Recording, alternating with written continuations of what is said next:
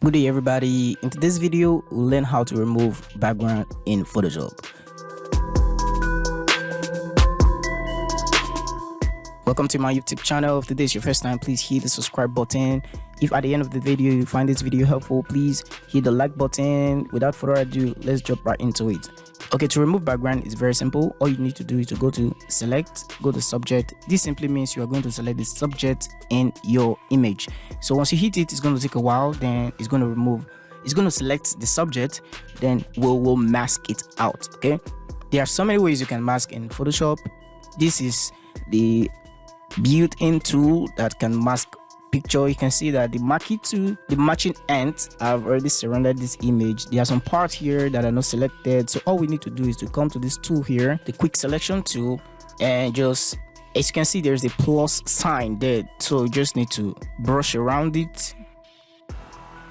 Just brush around this area that are not selected. You can see the ear impact not really selected. To reduce the size of your brush, hit the left bracket. It's going to reduce it, and to increase it, you're going to hit the right bracket rather. The left bracket is to reduce, the right bracket is to increase. So decrease your brush size and just select. Be careful so that you don't select unwanted area. And if you select unwanted area, you can hold the Alt key. It's going to take this plus sign to minus. Okay. Let's hope we don't select somewhere that we don't want, then we are going to use that method. Okay, good. Here is a good example. Hold the Alt key. This is going to subtract from your image now. So I'm holding down my Alt key. If you're using PC, that's Alt. For Mac users, I'm not a Mac fan, at least not yet. Okay, just hold the Alt key. So you have to carefully just move around your image and see if there's any parts that is not selected.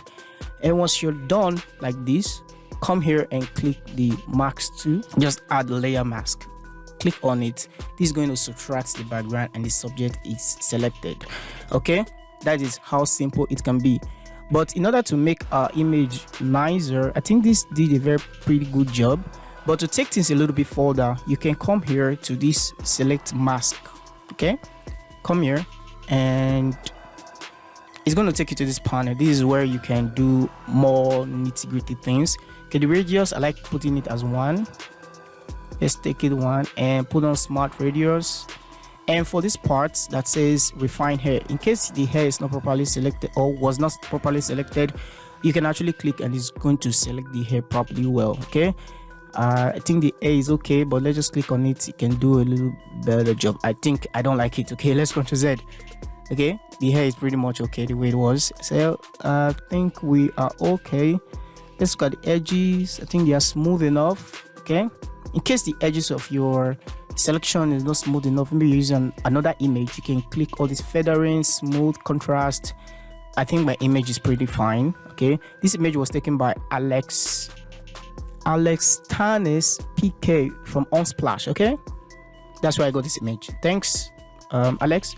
So you click OK and your image is ready. Okay, you cannot take this thing to remove this background, this mask. You can come here, right click and just say apply layer mask. Okay, this is going to make it permanent. What I do normally is to save every PNG that I've already made like this in a folder in case for future usage. I don't need to mask it again. I can just drag this now into my document, convert it to smart object. This keeps all fidelity of the image without losing quality as you scale it down. So I can place it on my document and just start working.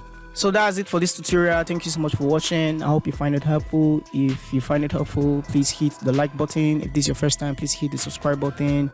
And today is the 10th day of me teaching what I know as a graphic designer. Thank you so much for watching, and I will see you in the next video. Bye.